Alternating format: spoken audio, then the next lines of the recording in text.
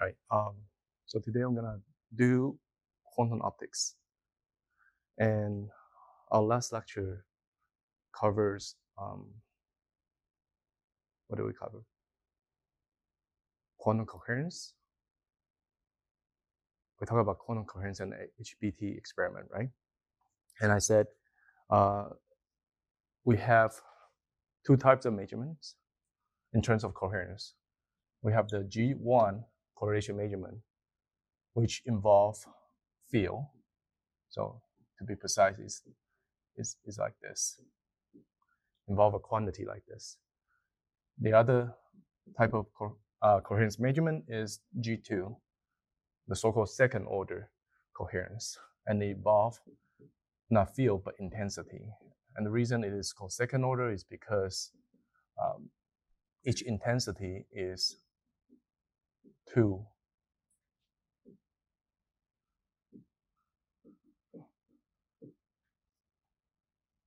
So this is 1, 2, 1, 2. Okay.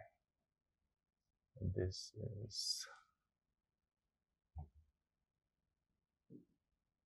1, 1, 2, 2. Okay. Each intensities can be broken down to 2 fields. So that's like 2. That's where the 2 come from, and this is 1. This is first order coherence, this is second order coherence. Okay? All right. And the reason we want to invoke second order coherence is because if you remember our previous lecture, this first order coherence, such a measurement cannot distinguish between different photons statistical distributions because there's no, so if you quantize this operator, so this field, if you quantize them into operators, field operators, so put heads there, right? You know, this will involve creation and annihilation operator, but it will not give the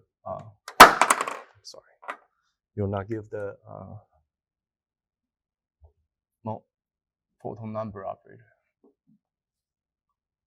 Will not give the photon number operator. But here, since we have 2 of them,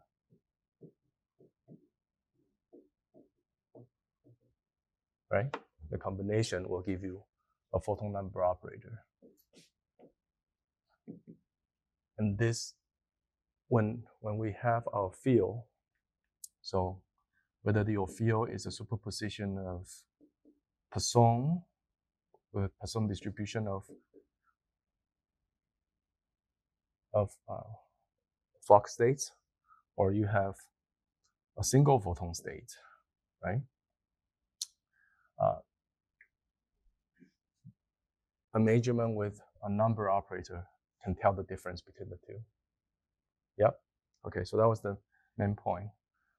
Now, today we're gonna start to get closer to our experiment, because our experiment starts with a non-classical light source. And we want to talk about how we generate a photon, a light with the photon statistics that is different from laser. So that such a measurement can tell the difference between the 2. Okay, so previous lecture was more theoretical. Today is closer to experimental. Oh no, I don't need to raise it. All right. Okay, actually, I'm gonna raise it.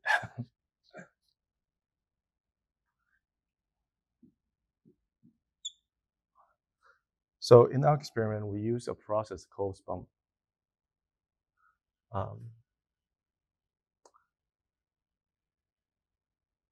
actually.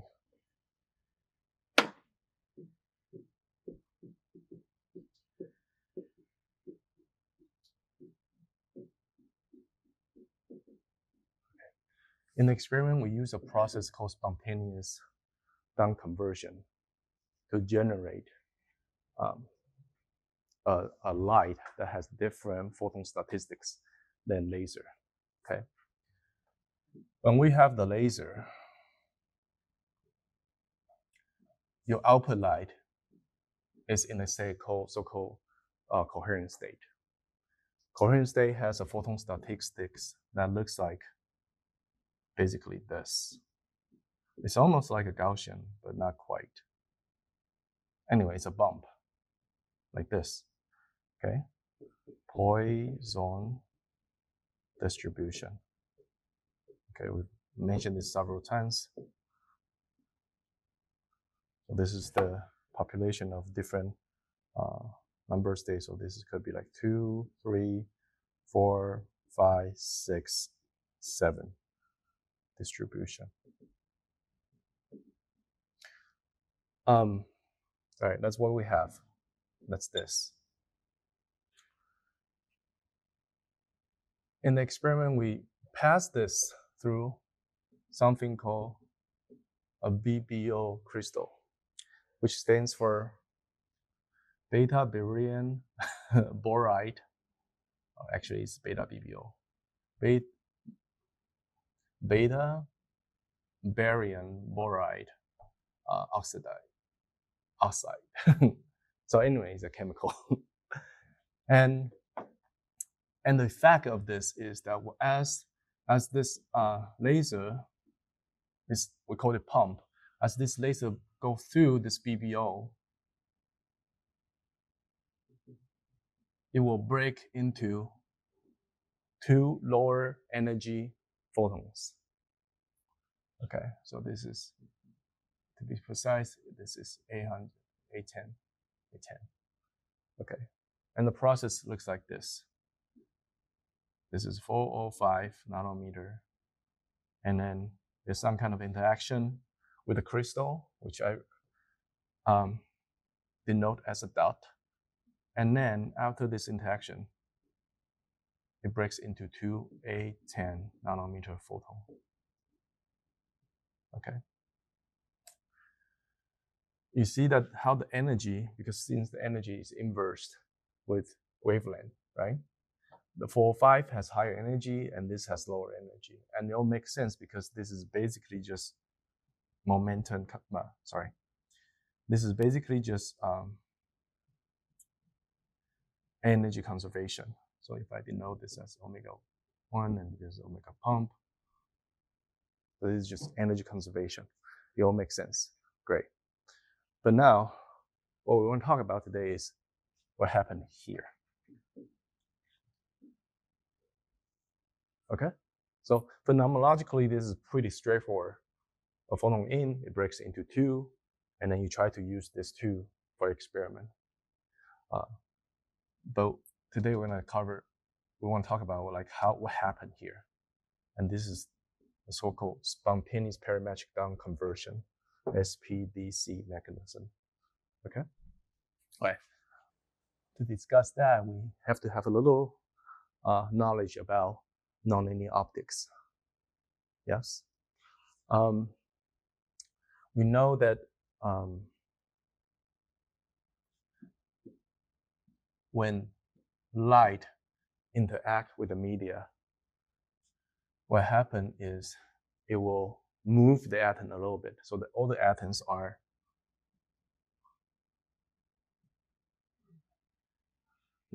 like bricks.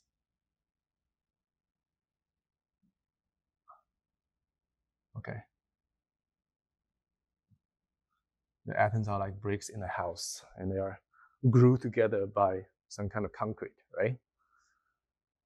When the shock wave, when the wind blows through the house, what happens is they will shake a little bit, but they will not fall apart. Yeah, well, in case you have a hurricane, then they will fall apart. But that's what we call the radiation threshold or damage threshold. But typically, when you have a sound wave that goes through a house, it shakes the bricks a little bit. And then when the wind passes, it restore the brick restore back to its original precision. That's what happened to the atoms here too. When the electromagnetic field passed by, the E field will shake the atoms, even though they are neutral, charge neutral, they will still shake. Why?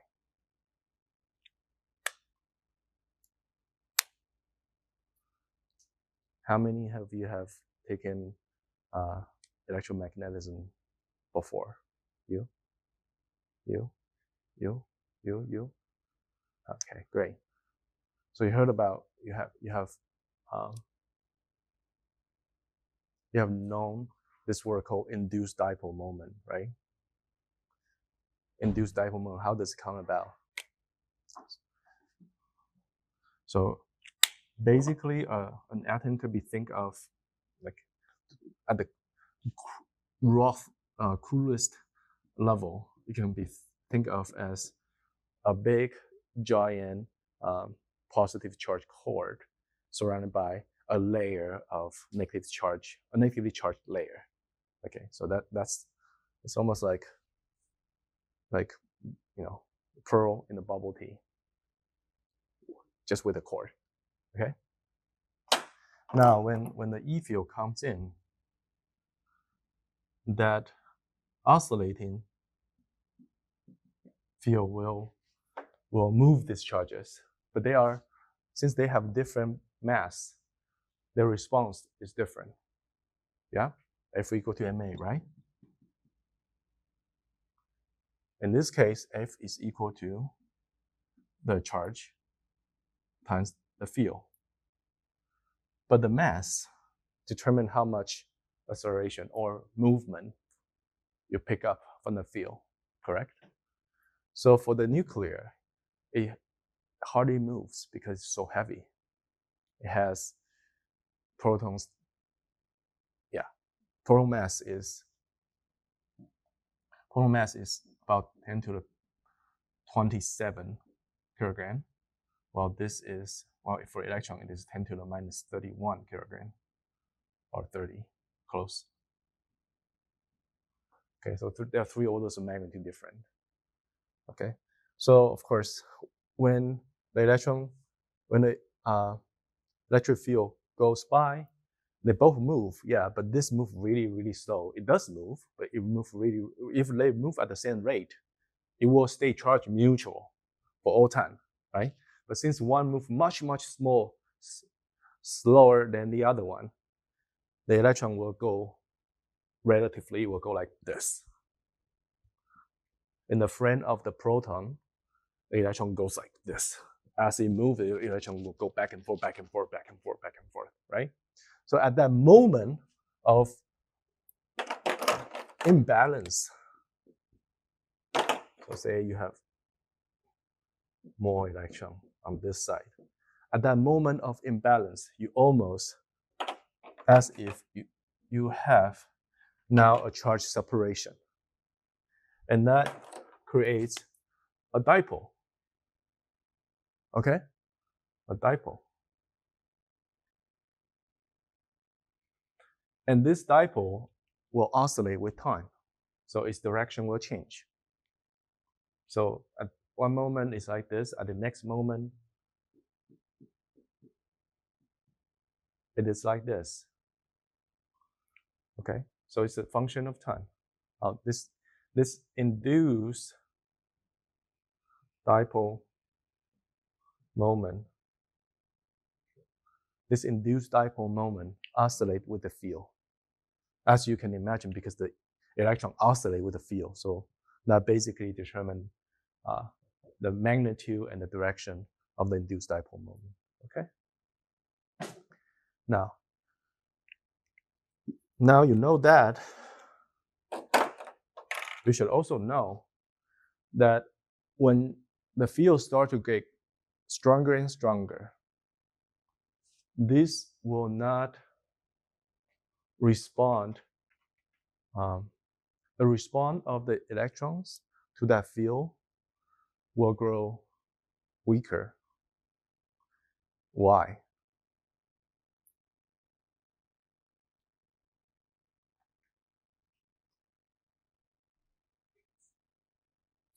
Because of the restoring force, the Coulomb attraction between the nuclei and the electrons, the restoring force becomes bigger when you separate the charges more, right? So when you fully separate them, you have the strongest restoring force. When you partially separate them, since two electrons here, a lot of the charges in the middle are still shielded by the remaining electrons that are not move as far. So it's not as strong. But as this cloud moves further, the shielding becomes weaker.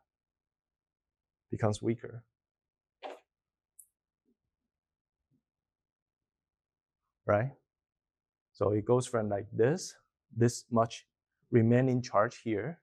If you don't move much, you have like this much remaining charge here, and then that shields the positive core. But as they go further, this becomes less, like this, and the shielding effect becomes weaker. So it appears like the positive charge grows. Yeah.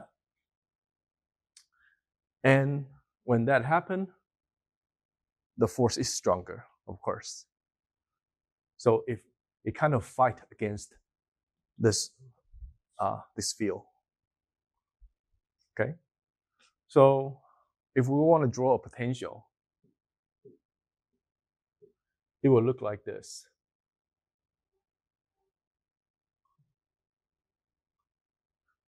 Okay, so this is the potential energy of electron, and this is the position of the electron. Okay, when you first move, everything is pretty linear.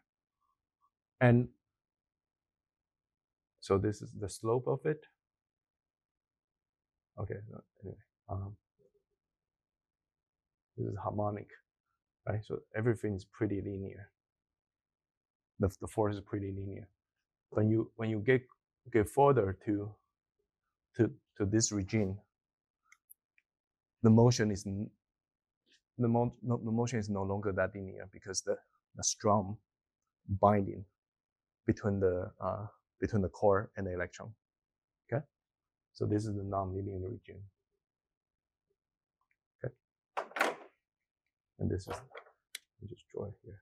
This is the linear region. Okay, so we can write the induced dipole moment in terms of the field strength. Okay, and we give them labels to signify it.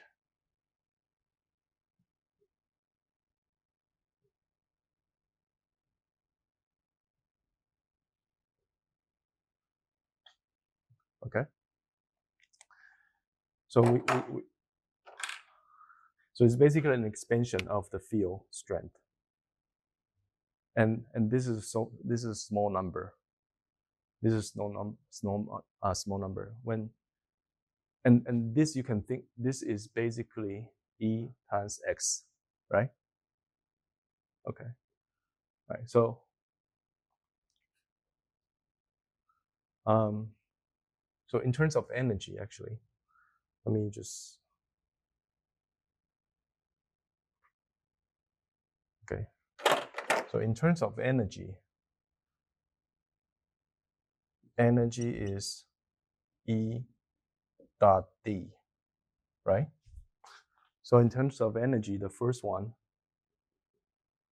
is square, and the second one is cube, and the third one is sorry, not 4, power 4.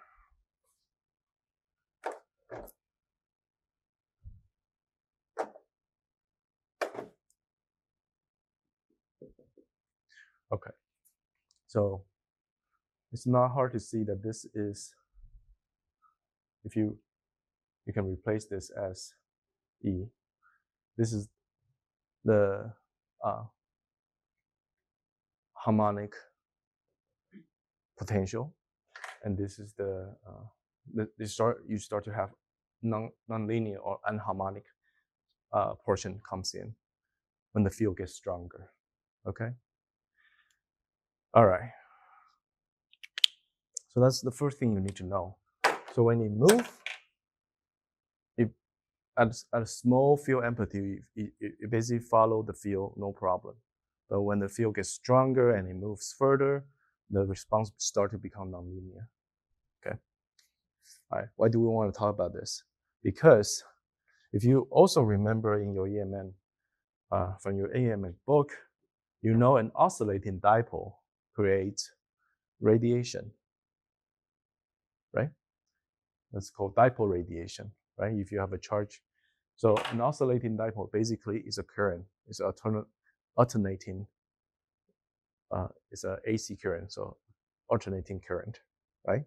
So when you have a current like this, that's like an antenna, that's a dipole, that's an oscillator, and that radiates.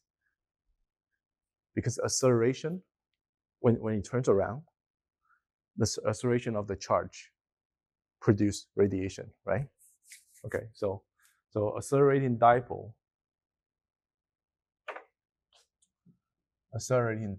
give you acceleration of charge. Actually, it comes from acceleration of charge. Anyway, and then that gives you radiation. And let me just give a prime to indicate that this is produced by the dipole. It was different from the incoming field. Yeah. What were the names? Sorry. What were the names? What were the names? Just radiation. Dipole radiation. Something else. Idler, Sino. Yeah. Are you looking for that word? No. Okay, I will ask again. Yeah. We will try to avoid. I know some of you probably have read from different textbook Idler and Signal to represent the two down-converted photons. I want to try to avoid that name. It's just confusing. These are the names for historical reasons. They don't have any physical, they don't bear any physical meaning. Okay, so I'm gonna try to avoid that for now. All right, but what I want to say is the dipole produces radiation. Okay, so this is the logic. The field, the driving field, let me just call it pump. The driving field pump produce an oscillating dipole.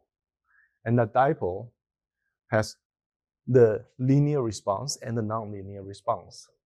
When the field is strong enough, it will have nonlinear response.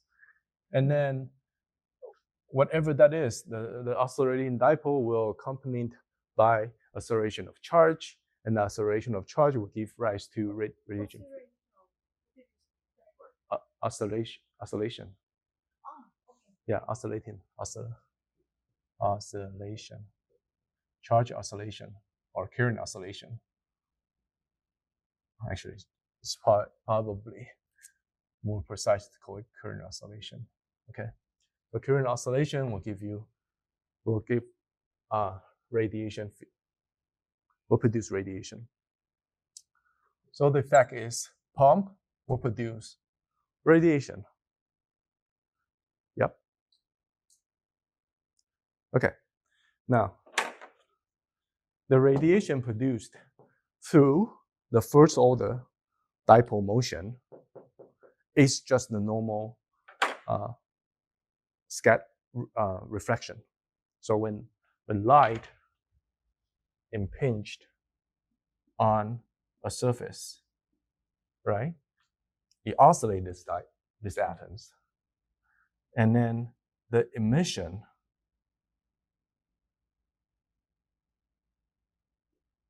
of different atoms together make up your reflected beam. That's how your reflected beam comes about. Okay, it is actually a regeneration of radiation. So your reflection is actually from the regeneration of the field through the first order dipole response. Okay, yeah. Okay, so this is just the typical optical effect that we see. We see anything If the light goes through or reflect from any object, the transmission, because this does not only radiate one direction, this is also radiate in all directions. Okay? The transmission and the reflection are all regeneration of the field through the first order dipole response. Okay? Okay, so that's, yes. Do you mean that this is just like how reflection works? Yeah. So it hits something, this happens, and then it reflects out. It doesn't reflect. It appears to be reflected, but it's actually regenerated. Or you can say it's absorbed and it's re-emitted. Yeah, in quantum mechanical terms, absorbed and re-emitted, or elastic scattering. However you want to call it, it depends on what level you look at this process, macroscopic level or microscopic level.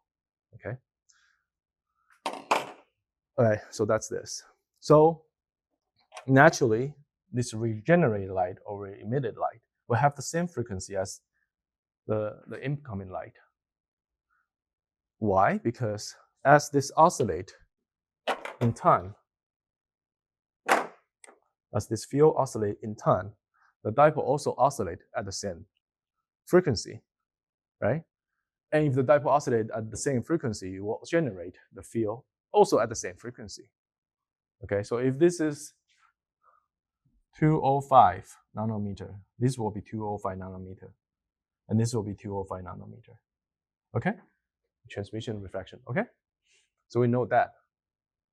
That's why when you have this crystal here and you have the light going through it, you will see a reflection, and you will see a transmission, and that's 405. That's 405. You'll see a big chunk of light that goes.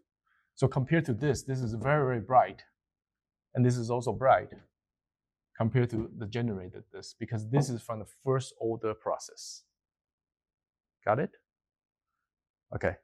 So there's a reason you see light transmitted and light reflected. All right.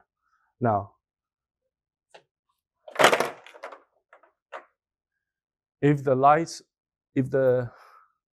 and of course this depends on, so this depends on the material.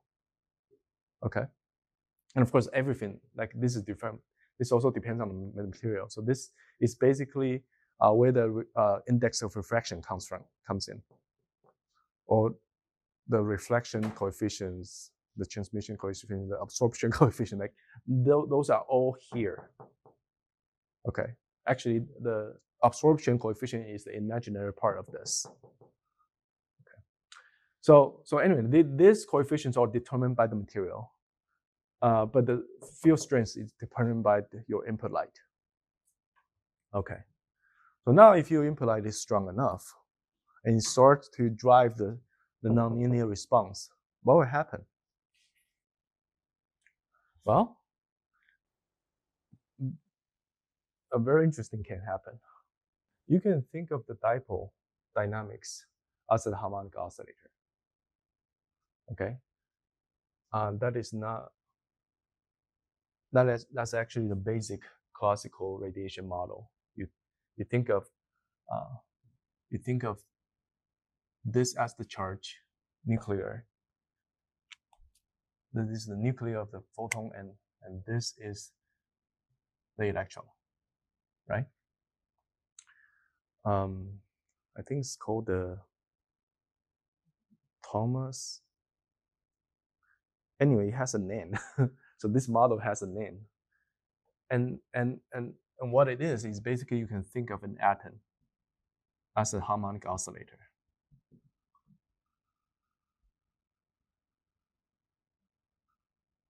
And this is a heavy one, and this is a light one, and it just oscillates around it. Okay. So if you think of it as a harmonic oscillator, then you have this equation: mx double the minus Okay, so how do you write down the equation of an harmonic oscillator? So this is the force, right? On the other side we have minus kx, right? So that's Hooke's law.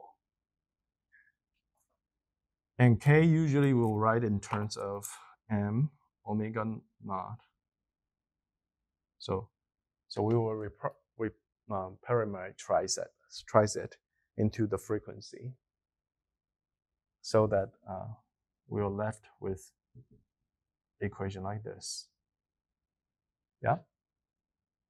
And then, of course, x just oscillate as a function of the natural frequency.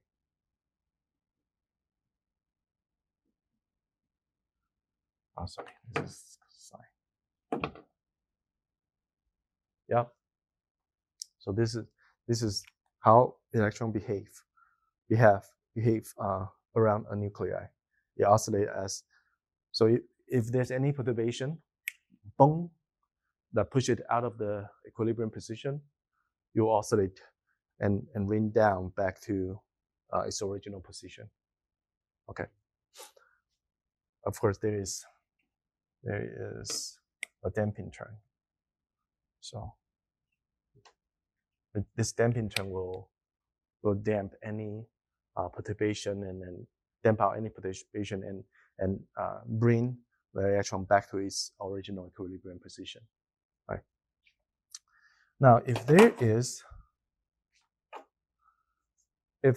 a field that drives it, so basically coming back to this, so we are now deriving that. If there's a field that drive this, right? There will be, in the solution, there will be another term that basically follow the field. So let me just call it, this. There'll be another term that follows the field. If this is resonant, if this frequency happens to be the same as this frequency, the dipole, the oscillator will be driven resonantly.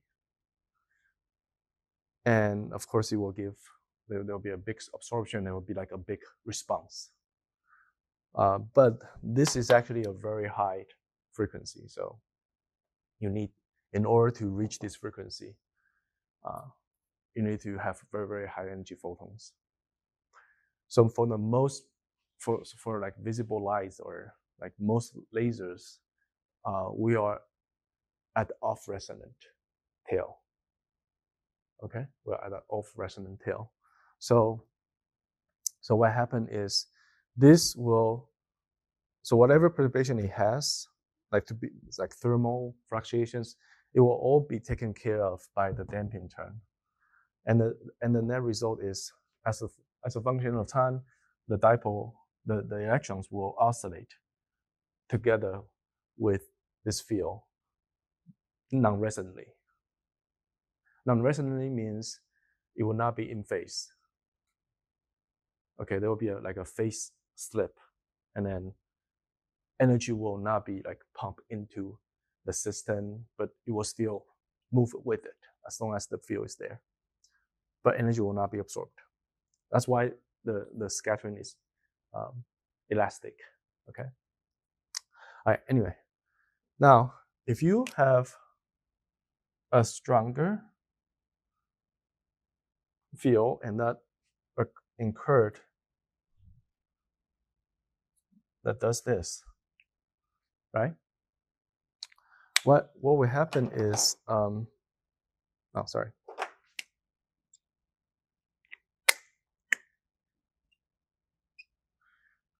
The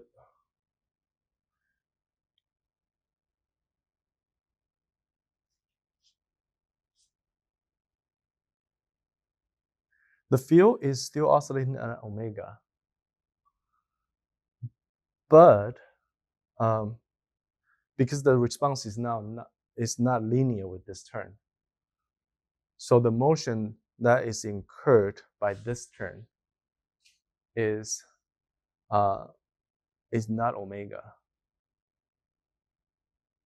Okay, how do I put this?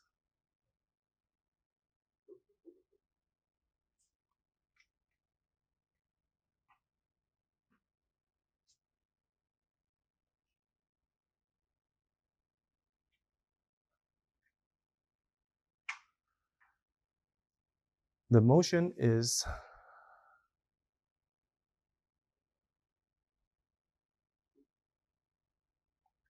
sorry, let me restate it.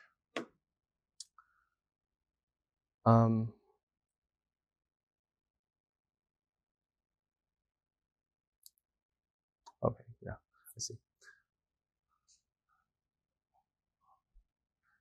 Let me just call it. So if you have another field, so this is the first order. Okay. Okay. I think it'll be more clear if I just label them.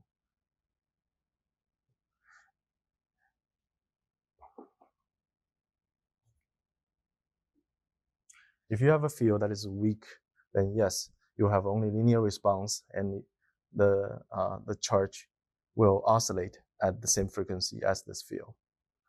But if you have another field coming in, and this field has the charge, the frequency of omega 2, right? In order to resonantly drive this, drive the system, right?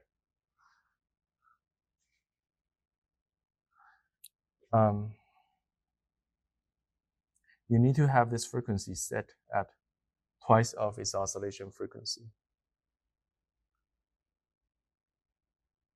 Okay, and that is a little hard to understand.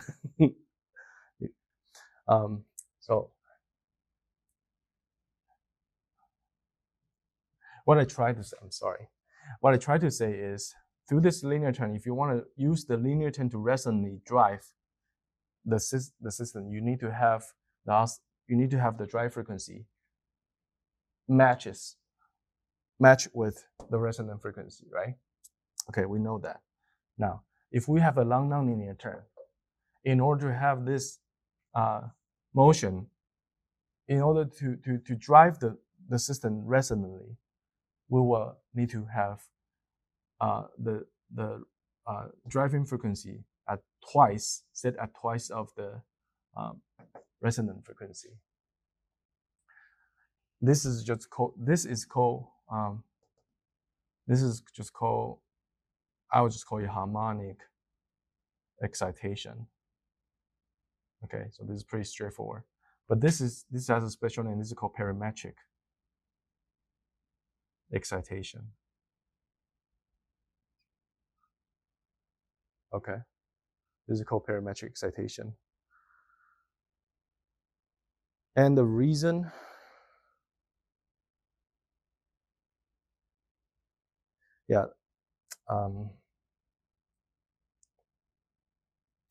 okay, let me see if I can explain it. The force, so the work down to the system is the force times V, correct? Now, V, if you drive it resonantly, V will oscillate at. If you drive the system resonantly, it will oscillate at omega naught, right? Okay. Now this is from here. Okay.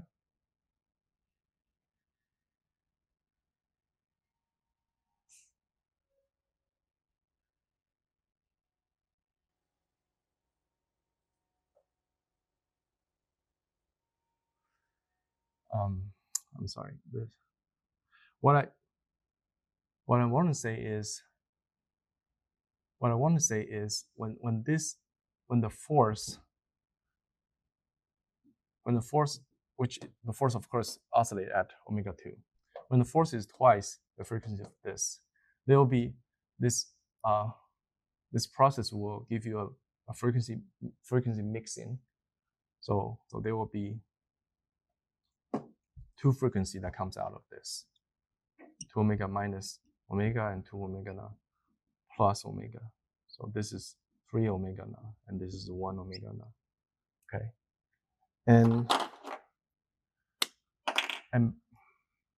and basically this term will excite the system resonantly. Okay, so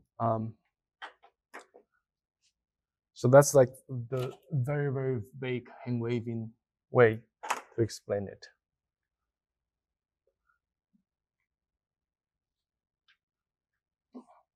But basically what I want to say is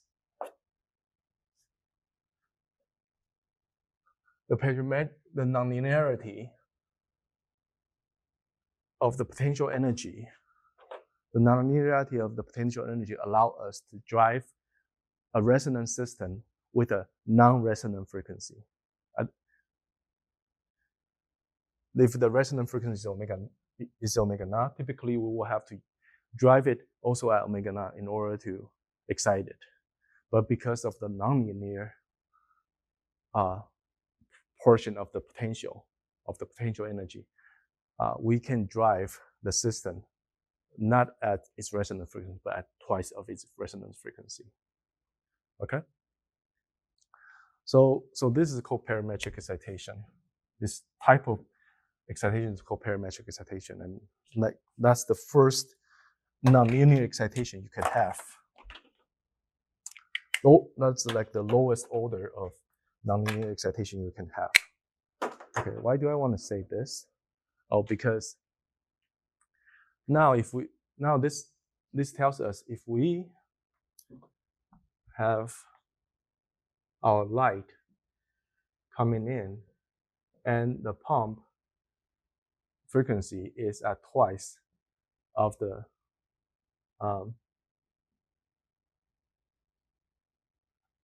electron resonance, then this can excite the electron resonantly, and from this resonant excitation, you will have like big oscillation. Okay, so this will allow you to radiate radiation at omega naught. Okay, like a lot of radiation at omega naught. All right.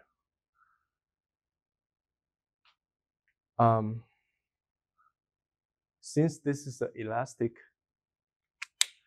the resonant,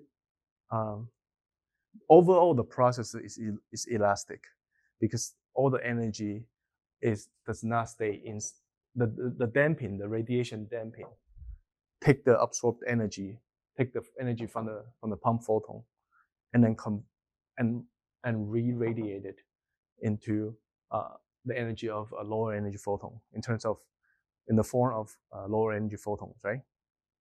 So overall the process is, if you look at the entire system, overall the process, there's no energy lost or energy gain in the system, and there's only energy conversion, and it's the elastic process. So in terms of photons, incoming, input, and output, in terms of photons, we will have energy conservation, right? So energy conservation. And in terms of momentum, so sorry, this should be momentum. In terms of momentum, we will also have momentum conservation. Yes? Okay. Now this looks like a very trivial statement, because we know that omega is linked to k, the wave factor, just by constant. So if you have that, naturally you will have this, right? But if we consider the realistic condition, we will see that in the media, because of the first order effect, light will have a different velocity speed. Yeah, the index of refraction because of the first order effect, right? So you don't have K, you don't have this. You don't have this. You have this. Okay? And sometimes we just use we take this, we absorb this index of refraction because it's since it's a function of wavelength, we absorb that into the wave vector. So just say that the momentum changes from its value at the vacuum when it's in the media, while the energy still is the same. Okay? So we have prime. So this will be the true energy and momentum conservation inside the in the media due to the first order response. Okay? Now, in terms of if I will write this in terms of frequency, then this should write as omega p over c and lambda p, right? And here we have 2 omega naught and c and lambda lambda 0. Correct? Now, if you look at this equation, and this is of course 2 omega 0. If you look at this equation, you see that the momentum conservation demands that this is the same as this.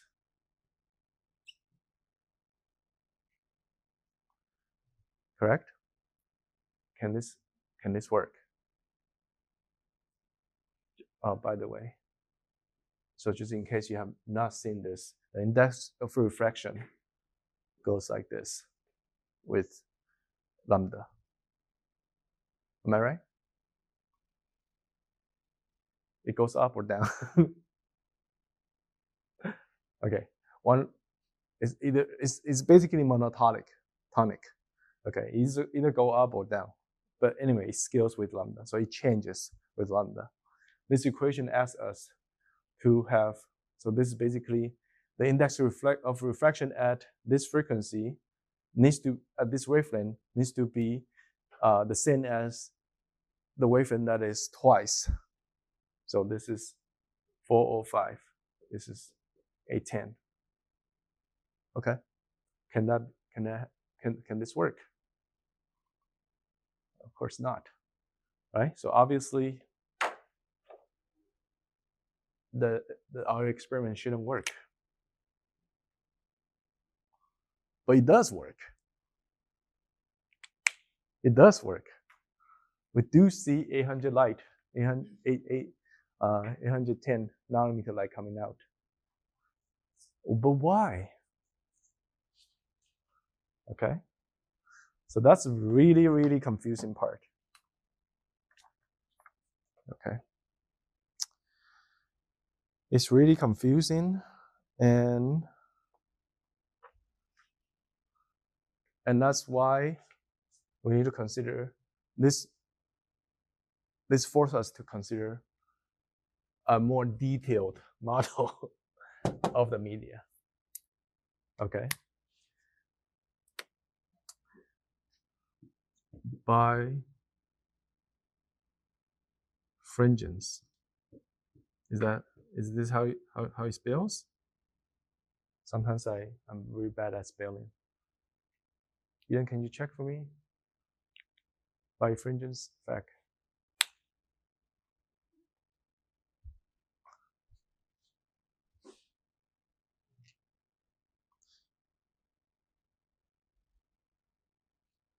Birefringence.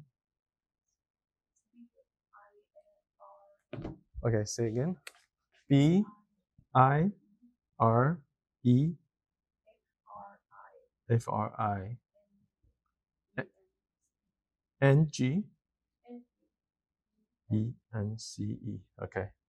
Birefringence. Birefringence. Okay. Looks like I'm missing a couple of letters. Okay.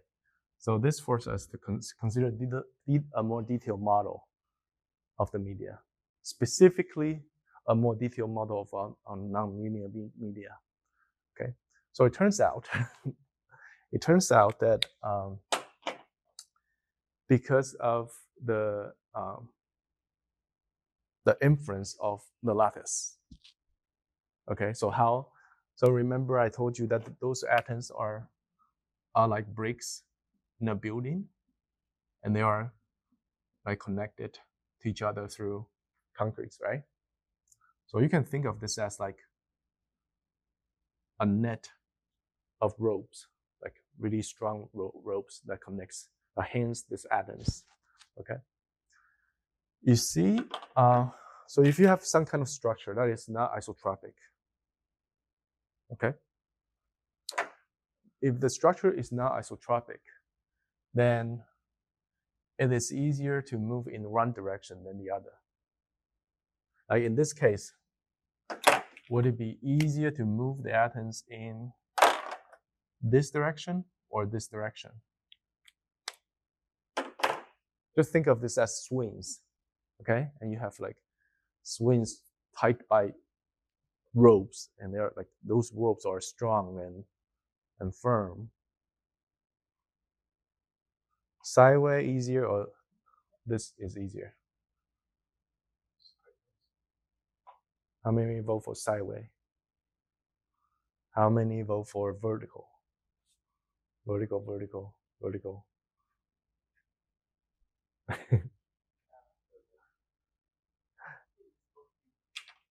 Yeah. Well, you pick a safe answer. Okay. I don't know either. I will guess sideways, but it depends on many things and depends on details. But I think it's clear that both directions are not identical. They are not equivalent. The atom's gonna have, or the electron's gonna have. So yes, I'm drawing an atom, but the binding is actually electromagnetic force. Okay, so we were really talking about electrons, the covalent bonds and all that, right?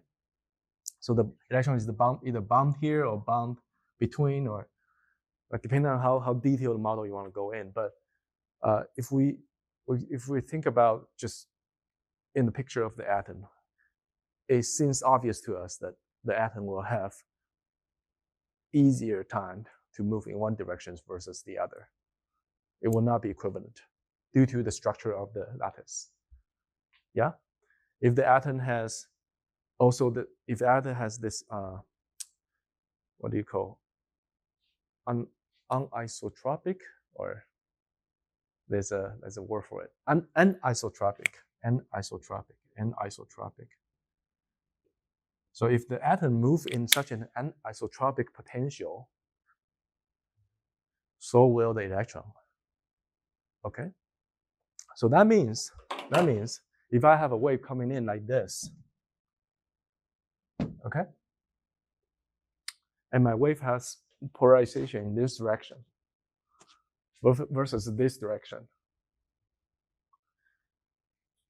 the electron will, let's just say sideways is easier, okay? The electron will have easier, like a larger response to polarization in this direction versus polarization in this direction. And if the electron has a different response to either direction, there is a different index of refraction associate with either polarization, correct? So let's just call it horizontal and vertical. In textbook, they call it ordinary and extraordinary. Okay, O and E, which always confuses me. What is ordinary? What is extraordinary? What is extraordinary about it? Okay, so they are named this because these are historical reasons. But anyway, they are just two letters to label two directions that are not equivalent. Okay, so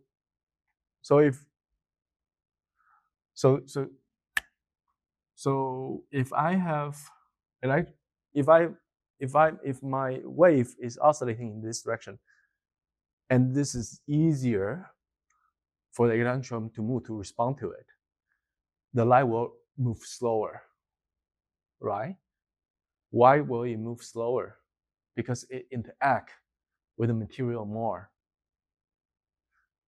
And in this direction, it does not move as much.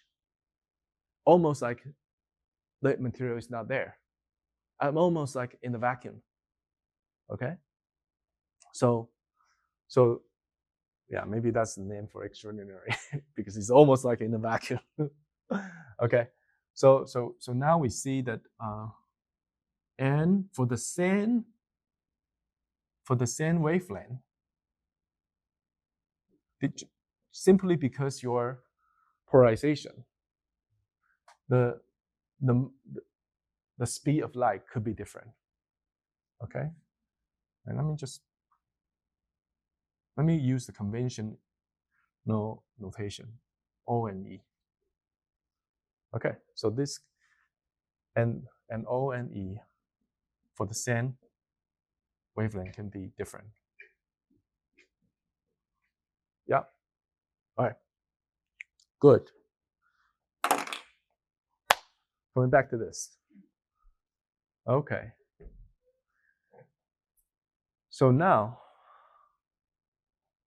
what if I tell you that this nonlinear media has this special structure, lattice structure, so that it has a strong birefringence response, so like a dependence, a polarization dependence in this index of refraction. When that happened,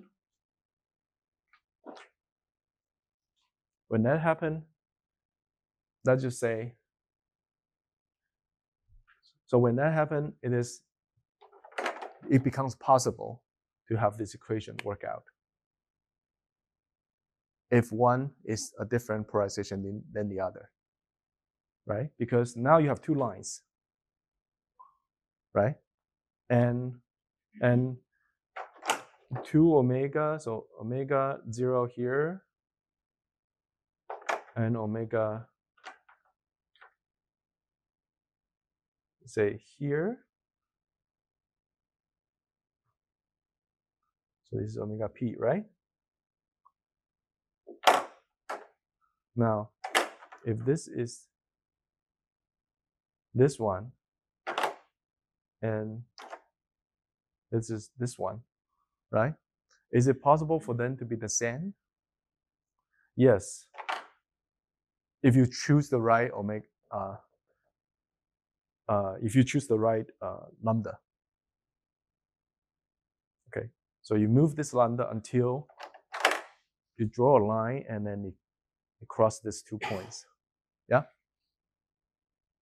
That's why you don't emit any frequency. You emit specific frequencies. Yeah? So so why do we say, okay. Oh, yeah. And that's why the crystal does not work for all frequencies. Let's put it that way. Okay. So for our crystal, it is the structure of the lattice structure. So that's why the BBO, the beta BBO. Beta refers to a certain lattice orientation. Okay. And the BBO refers to the chemical composition. Okay. So all of that now you can see are important. All those characteristics bear relevance to the birefringence and also to the strength of the nonlinearities. Okay. Okay. So for us, this will work out at 810. 810. Okay. So these are the numbers where this will work out. Okay.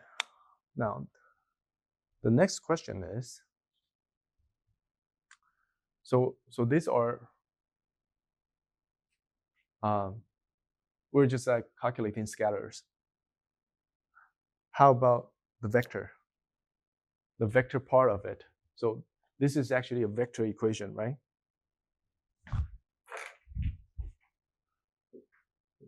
So the reason we can convert this to a scalar equation and then do this is because we assume that the vectors are parallel to each other. They're in the same direction. So in the same direction, yes, it will work. It can work out. We have found us an example, but how it is also non-parallel. Is it called non-parallel or?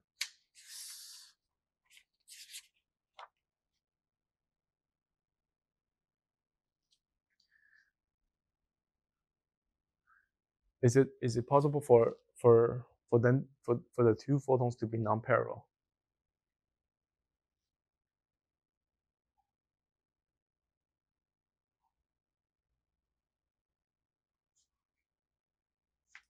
If they are non-parallel, then they should look like this, right? I'm sorry. It should look like this. Kp and K0 and K0. It should look like this. If one is tilted up, the other should tilt down with the same angle so that they form a triangle. Okay? Is this possible? Let's see. If this is the angle between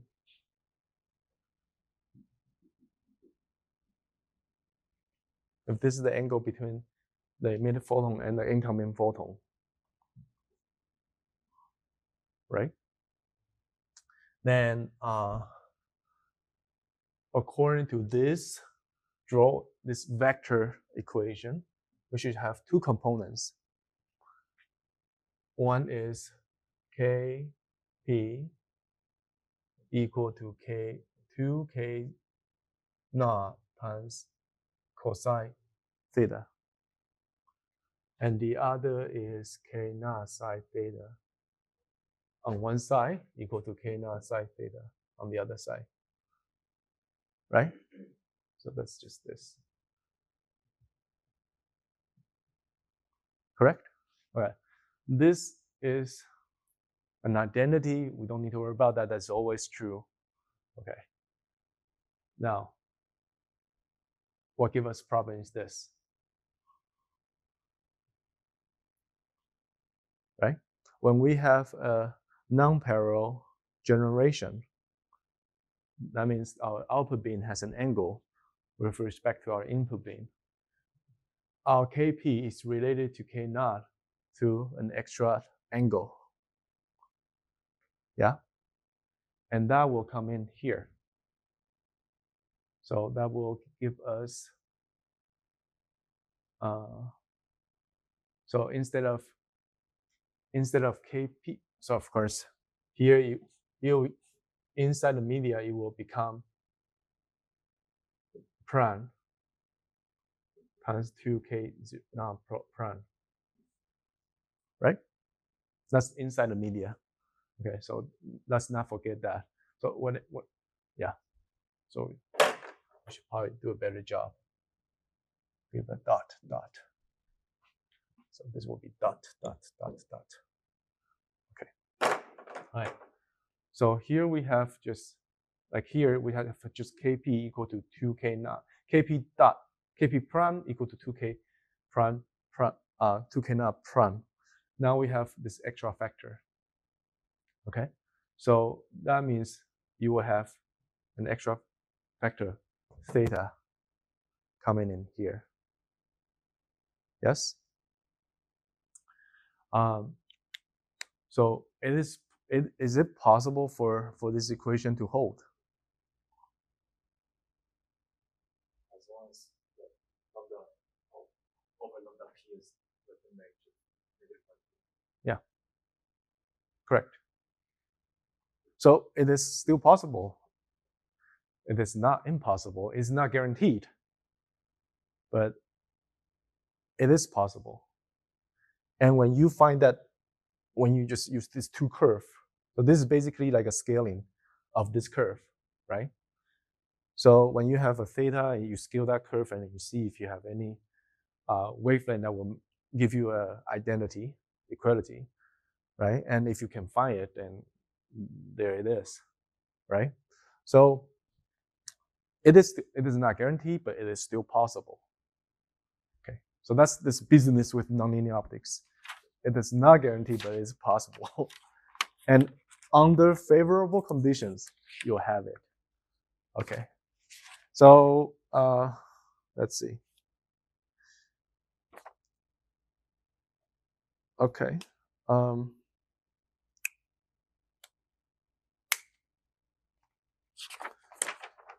I want to here give you some realistic numbers, and that will be the end of this. Oh, and just by the way, let me just say one more thing. The generation of the photons is inside, the theta is inside, right? So I should draw a bigger crystal when it is inside. Why do I want to do that? Because aha, yeah, you're smart. You're a smart monkeys. That's not an insult. That's just a fun way to say smart monkey. Okay, when they generate, yes, it is generate at the angle of theta, and that angle is according to all this energy and momentum conservation and all this process, and then you can calculate it numerically, not analytically, numerically. But when this light, after it's generated and then it reaches the surface, when you go out, you'll open further, right? When you go from a slow speed media to a fast speed media, you'll go like, so that's a very vivid. It's like falling down a cliff. It's not curved. Okay. All right. So this is the angle. So this is the angle phi. Phi and theta are related through Snell's law. Okay. So just so you know that they are slightly different, they are related to Snell's law. And in the experiment, it is this angle that we care about, because that determines where we're gonna put the angular opening. This is the angular opening. So the angular opening in this case is 2 phi, right? This determines how. So if we are like certain distance away from the BBO crystal, this angular opening determine where we're gonna put our detectors, where we expect to receive our generated photon. Yeah. Okay.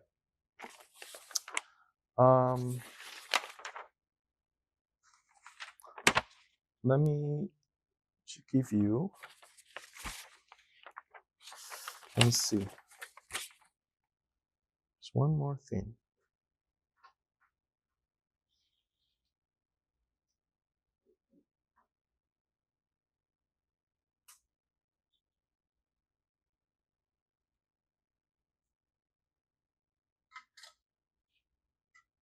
Okay. A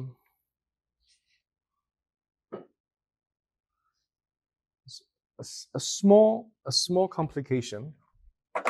So the crystal lattice is like this. And earlier I said, okay, if I have my E,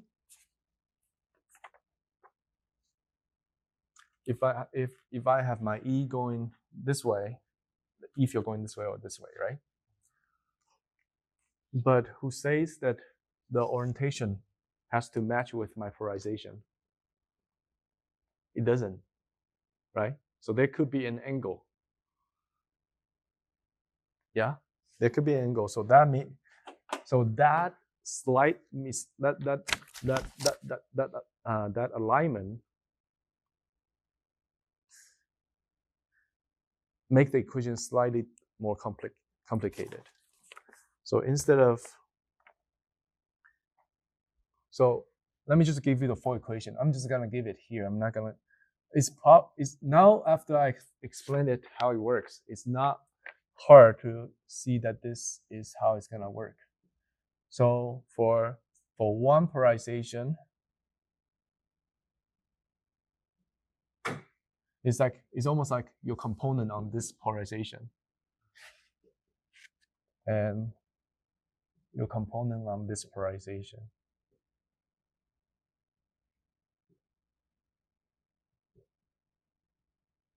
Okay. And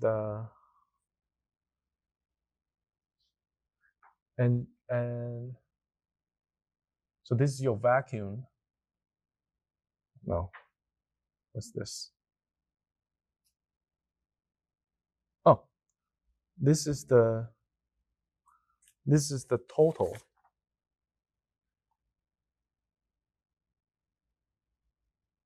Right. Yeah, this is your total. So that's this. Okay. So that's your total. So when you have not just as if your polarization is not aligned with E or O, this will become a mix of two. Okay, so you can imagine if this is 0, so some kind of axis. Okay, when you align your polarization with some kind of axis, and this is 0, you have O. And if you 90-degree perpendicular to it, this is 0 and this is 1, and you have E. Okay? And your N1 will all be, so this O and E represents ordinary and extraordinary. And in the most general case, this doesn't have to be the same. This doesn't have to be the same. This could be two different frequencies. In the most general case, because you can drive, yeah, it will make this picture, this microscopic picture, more complicated. But I'm just saying that it is possible for this to work. So in the most general case, you have two different frequencies. Okay, and so in that case, the first frequency and the second frequency, they both need to be ordinary. Okay, and yeah. Okay, so let me just, so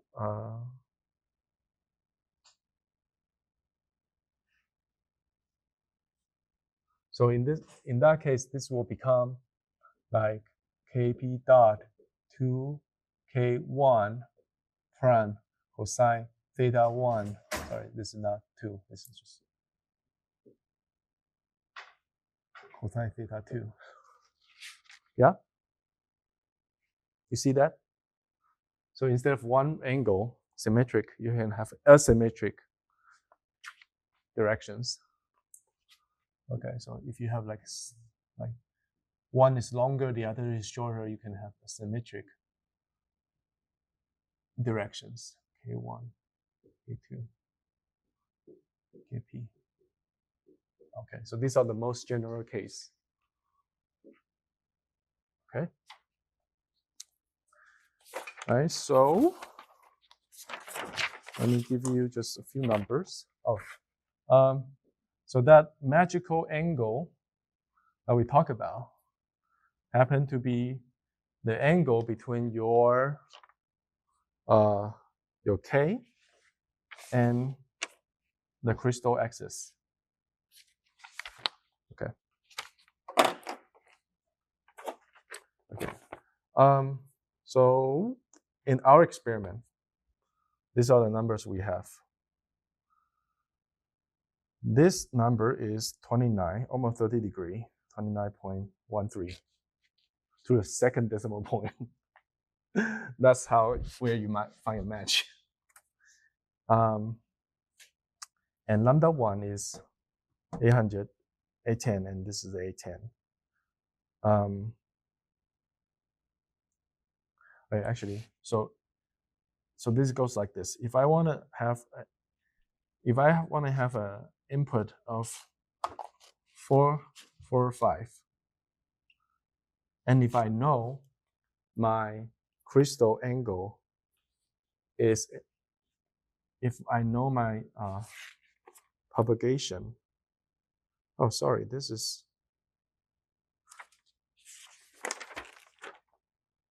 yeah. If I know the crystal angle cut, so this is fixed. This is the cutting angle of the crystal. And it's like a certain, from the normal, it is a certain angle. And my light goes normal into the crystal, okay? So assuming my light go normal into the crystal, then the crystal cut angle will have will be the angle between the field and the lattice axis. Like this relationship will hold. So if I know that, and if I want one of my beam to be 810, if this is what I want, if this is the input, okay, then you can throw this into this many equations and formulas, and you will obtain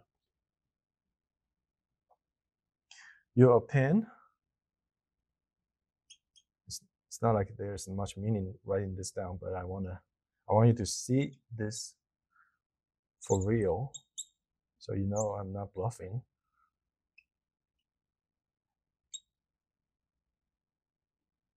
Okay. And this will lead to, if you fix these 3 numbers, this will lead to these 4 numbers. All right? And furthermore, you will have this at the internal opening angle at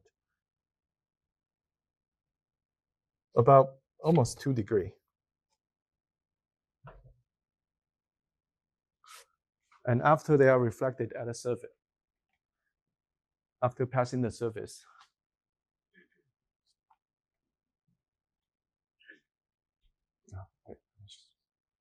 separately, 2.9847. This is also 2.9847. Okay, it's almost 3 degrees. So a total of 2 degrees, so a total of 6 degree opening. And that's how the acetone that you use, it's designed.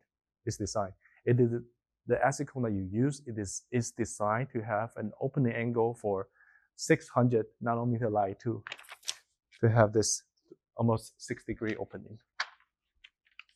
So if you put in the blue light, the opening angle through the acetone would be different, and it will not accurately give you the position of your non-converted beams.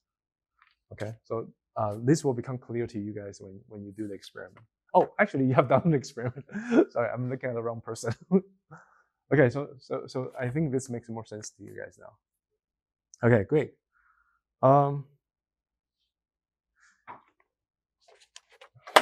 Give you one. If you change this slight bit, okay. So if you want to try to see if I can have like non-degenerate emission in terms of energy, if I change this a little bit, what will happen to the rest of the numbers? Well, this won't change much. This won't change much. This won't change much. But this will become slightly different. So this will become a pair. So instead of A10 and A10, you have A12 and A8, AOA. Okay? And this will also become slightly different. Okay, let me just write it down. 9, 4. So this is still the same because the cutting, nothing is changed here. Okay, so this is still the same. 1.6601, slightly below 1.6603 to the 4th digit, slightly above. But that makes all the difference between the two colors. Okay, and I also change the angle, opening angle. So here you have 1.8023, and here you have 1.7933. So one goes up, the other goes down. So it was like this. Now one goes up, the other goes down. Yep. It's not like more open. It's not like that. It's like this and this. It becomes asymmetric. And this is 2.9929. And this is 2.9782. Okay.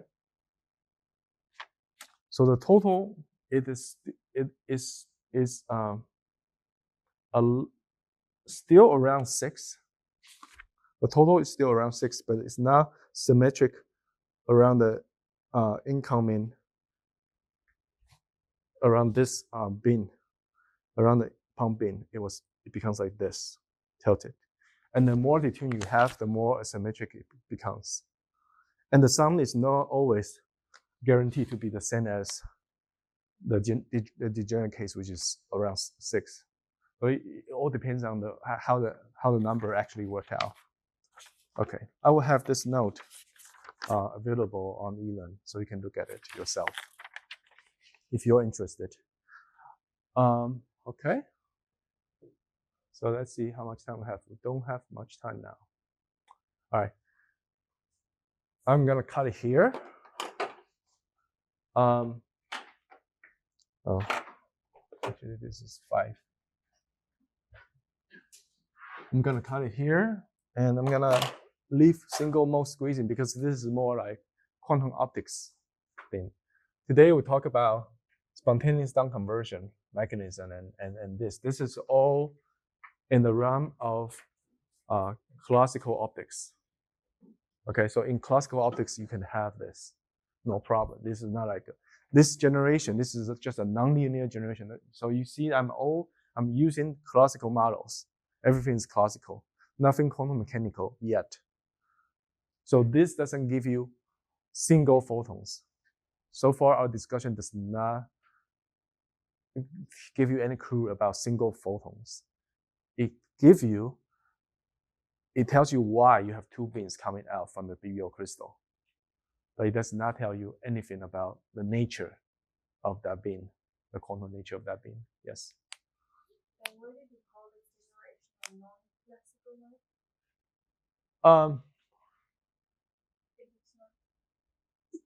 That's a fair question.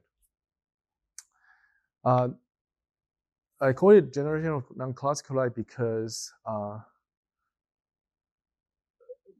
in previous lecture we talked about how we will need a different type of measurement in order to distinguish between classical and non-classical light, right? And so we have this tool of measurement, but we don't know how to generate it yet. So today I'm going to talk about generation of how we create non-classical light.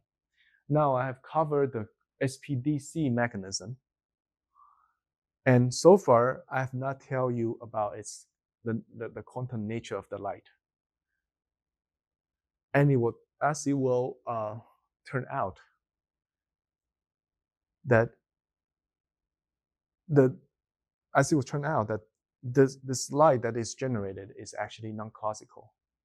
If we use the quantum optical tool to analyze it, we'll see its photon distribution is non-classical. Okay, and that's what single mode squeezing is about. We'll cover that in the next lecture. So it is classical. It is non-classical light, but the non-classicalness is not apparent yet. Okay, the generation mechanism could also be explained by some quantum process, but it's not necessary. Classical theory can already do a pretty good job, but it's quite limited. It tells you the color, but it doesn't tell you like more detailed information. All right, so let's just stop here. I have two very, very simple, extremely simple quiz question for you. Yes. Good. First question. I'm gonna go ahead with this, even though we haven't covered it yet. You can perhaps already guess the answer. In single mode squeezing, so that's like the quantum optics language for this mechanism. Okay. In single mode squeezing, do the converted photon always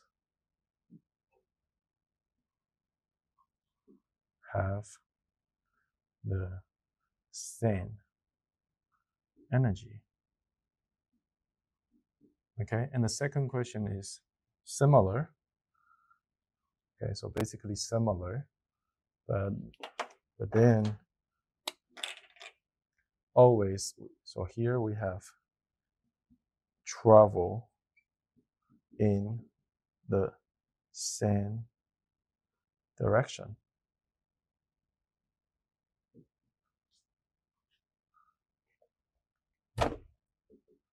Okay, so that's still a yes or no question, right? That's easy, binary. All right, please stand up and go to your aisle. Go to the aisle of your choice.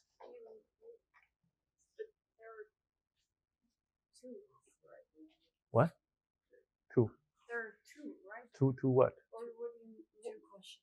What have the same energy? What are you asking if they have the same energy? Yeah, the photons.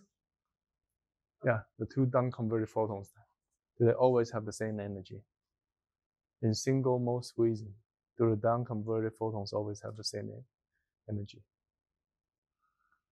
No. Are you sure? Think about it. Think about it. Think about it.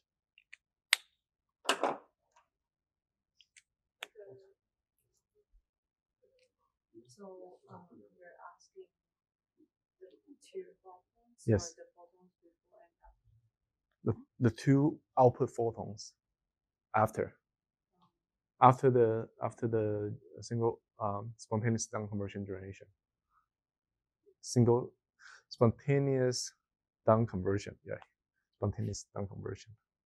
There are actually three words. Spontaneous.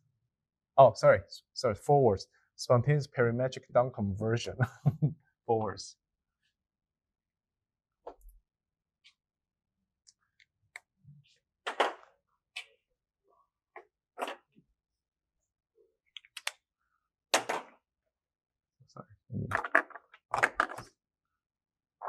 So after careful consideration, thank you.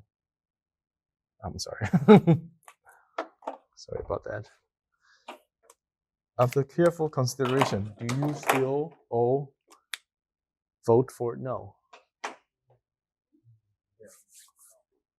Well, okay, let me just say this is a very tricky question.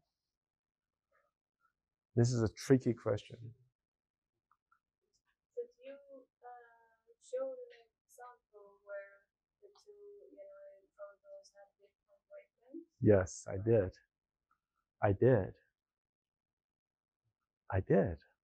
But read this question one more time. Read every word. Consider every word, especially word I have not covered.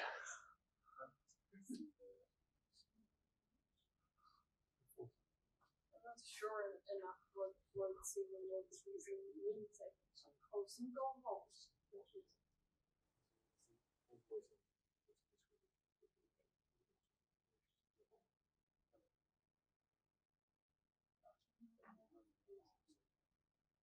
Forget about squeezing. Okay, this is not important.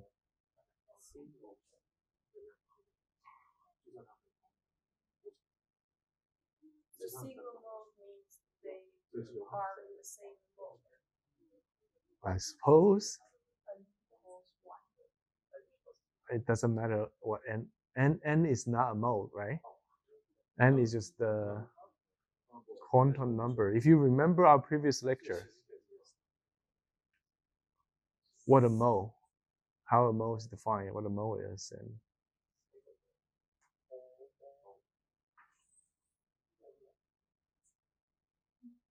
the wave number.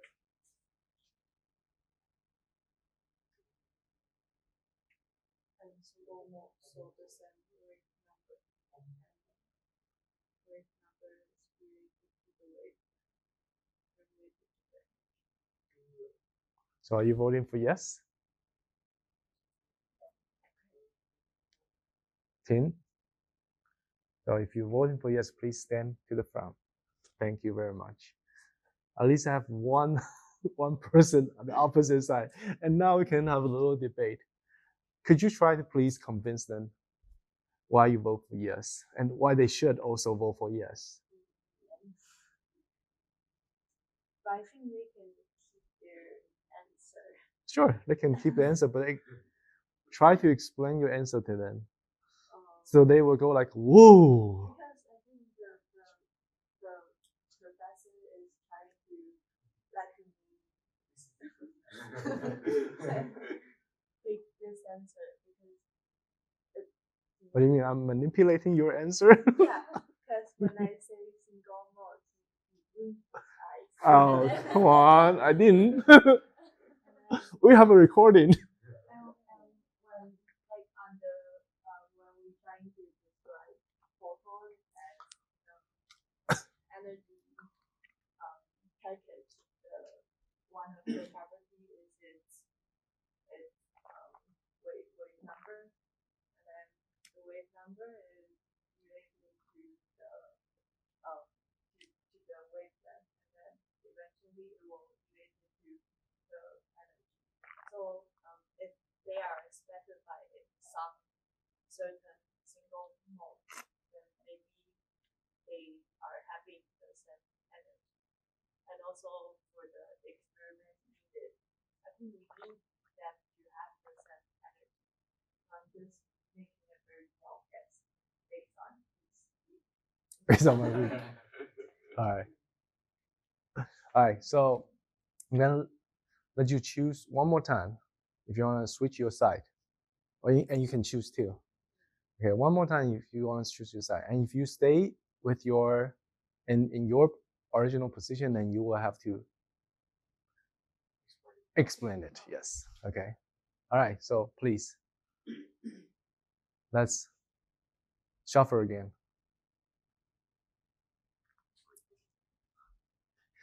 Countdown: 10, 9, 8, 7, 6, 5, 4, 3, 2, 1. Anybody want to switch sides? No? Okay. Not even you, Tin?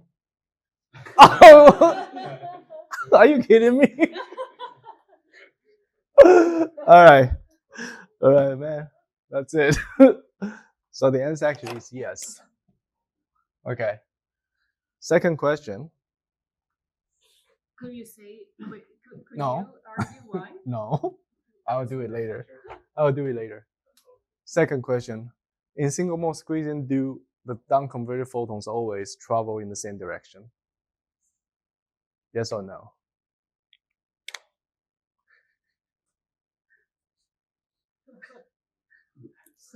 Now you're making yourself comfortable. Grabbing a chair. Are you permanently gonna sit here for no? What do you mean they travel in the same direction? They Like after they leave the crystal, right. Always in the same direction. Yeah. No. Same direction as each other. Do they have this? Do the two photons travel in the same direction? They are in the same direction. And that doesn't matter. I'm asking you. Do they always travel in the same direction?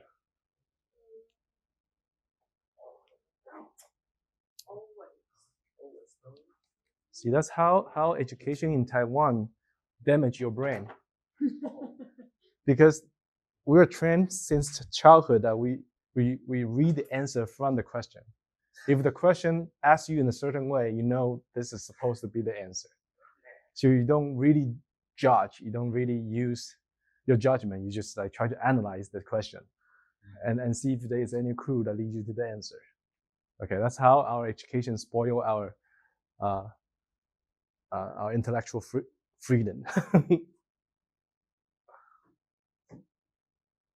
And I'm playing the same trick on them too, like anti-spoil them. I'm playing the same trick on them too, on you guys. I'm anti-spoil it. Retro spoil. I'm trying to scramble your.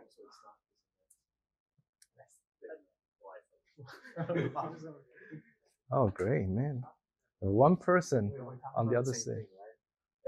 I don't know. About the lights that comes out of the. Yeah, I'm asking about the light coming out of the crystal. The down-converted photon, do they travel in the same direction as each other? Of course, they're gonna travel. If they are traveling in this direction, they're gonna continue traveling in this direction at a later time. Of course, that's no question. I'm asking is, do they come out at the same angle, basically? Do the photon come out at the same angle? Okay, if that's how you prefer I phrase the question. Do they come out at the same angle as each other? Do they always come out at the same angle as each other? Wait, but what's the reason? I see people the same. All right, great. Good. Now we have more or less 50%, right? I think that's great. So what I want you to do next is you will try to convince Marlin. So are we now done with choosing aisles? So you three will be on the no camp, and you will be on the yes camp, right? Yeah. Okay, great. So I want you to talk with Marlin, and you try to convince this two-person. He's from a physics background. Why you think it doesn't matter? Why you think your answer is correct? Why you think your answer is correct? Since they outnumber you, so you need to defend. Okay. And I will give them a chance to defend later. If they are from the graph. No, you convince her.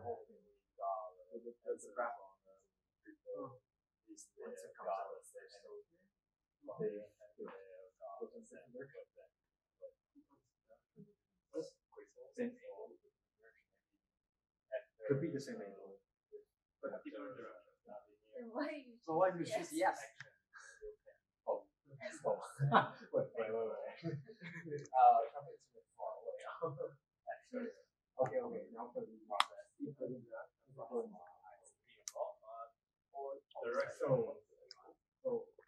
Opposite angle is not the same angle. Same angle means they have the same sign. Both positive, both negative. Magnitude, like everything same. You mean there are parallel yeah,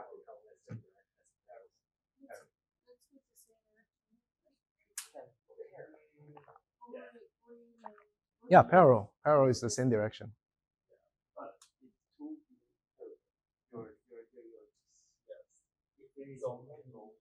Yeah, maybe I should just rephrase this. Travel in parallel. So why In parallel. why would they travel?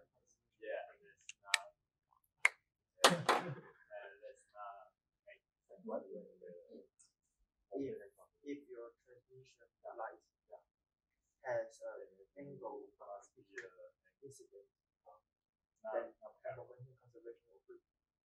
Yeah, you're right. If the two are parallel but at an equal angle between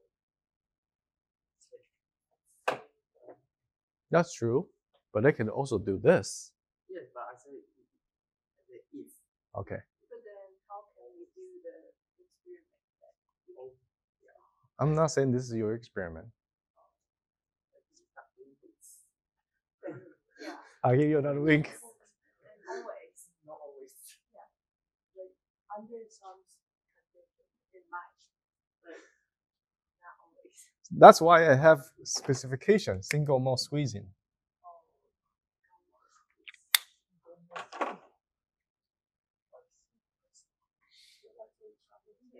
It's the one drawn with the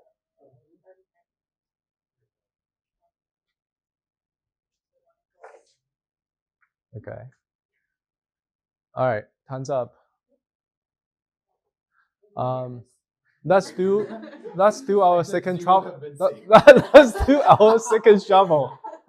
Let's do our second shuffle. Choose again. See if you want to switch your answer. Choose again. Choose again. Whether you want to stay with your precision or you want to switch. Give you 10 seconds. 10, 9, 8, 7, 6, 5, 4, 2, 1. Okay, done. Hands up. All right, we have Marlin and Yo, right? Yes. We have Marlin and Yo still stand firm in their position. Now it's time for you guys to convince the other party. All right, I will have Marlin go first.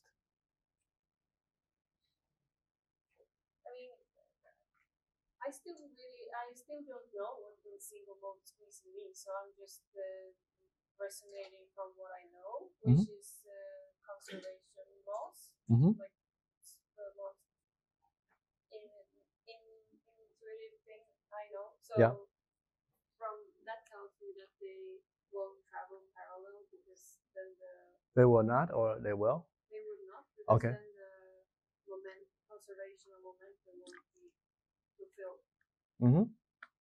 So that's basically the only argument.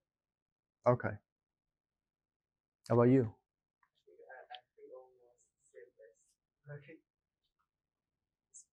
Don't you have your own opinion? Okay.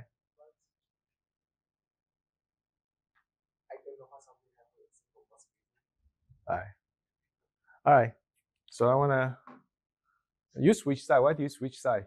I'm guessing single mode squeezing means single mode, and mode comes with direction. And if it takes some certain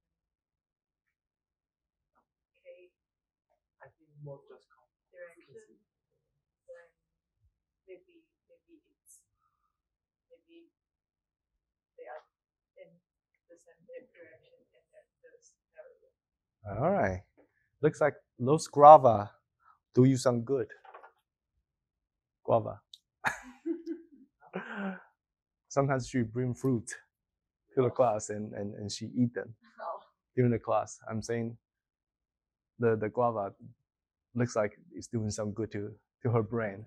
So she is, yes, she's correct. And your argument is correct. I didn't quite understand it. Can you explain it? Because when it's saying single mode, You want to go to the board and then just explain to everybody in writing? this like if it's single mode, and then what I understand is K, so it goes with the direction, and then big sign is single mode. I don't know like which part it squeezes. I think what's energy, one quantity goes down, another go up. Maybe it's the intended this vibration to like so if we try to guess it that it's in the single mode, then it's in the same direction. But I think it's all about what is single mode. Yeah, correct. Yeah, the squeezing part, thank you. The squeezing part is not so relevant. We will talk about squeezing next lecture. But she has a important point.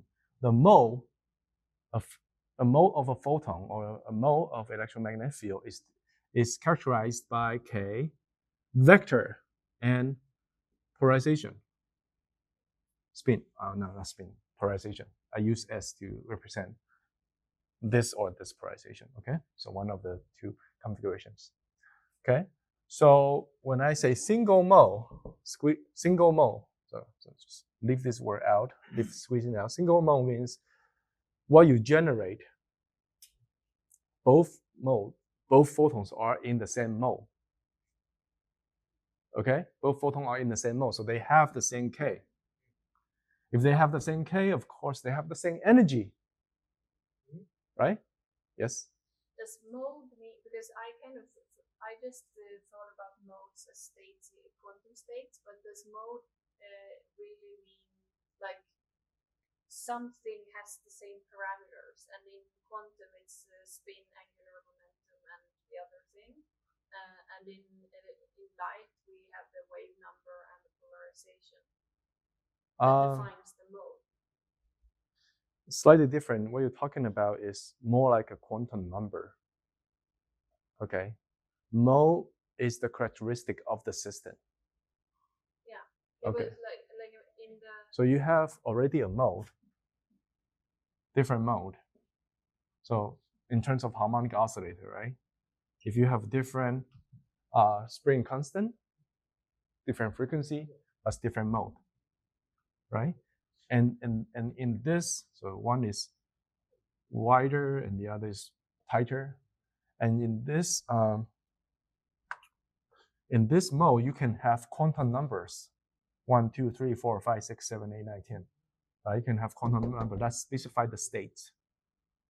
Okay, so in the mode, you have state in a mode, in a particular mode. And those states are defined by the quantum number. That's the angular momentum that you talk about. Okay. Haven't we talked about states as modes in quantum as well? No, state and mode are different concepts. Mode actually originate from a many body collective motion, right? So anyway, so mode basically are a set of parameters that does not change. That just goes with your system. When you're given a resonance frequency for an oscillator, whatever you do to it, it won't change this parameter, right? So that's mode. But you can change its state. Okay? So for light, there are actually 4 numbers: K, X, K, Y, K, Z, and S. This is the polarization. So, and of course, we know that energy, photon energy is HCK, right? So basically just the length, just the length of this. That's the photon energy. Okay, so if they have the same mode, of course they're gonna have the same length, and they will have the 2 photons will have the same energy. Okay, so that doesn't mean single mode. The 2 photons are generated in the same mode. And do they always travel in parallel? Of course, because they have the same K. Okay? So now, with this question, you can, and you brought a good question. But our experiment doesn't work like this. If they are in parallel, how can we detect them? Yeah? Therefore, your experiment is not single mode squeezing.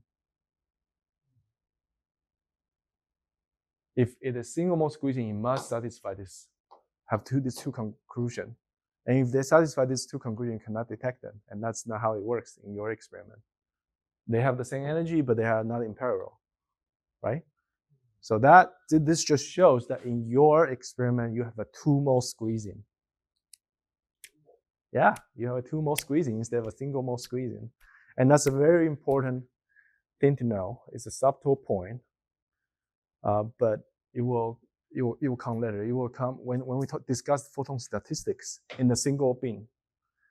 It will matter a lot whether you have single-mode squeezing or single-mode, generation or two-mode squeezing.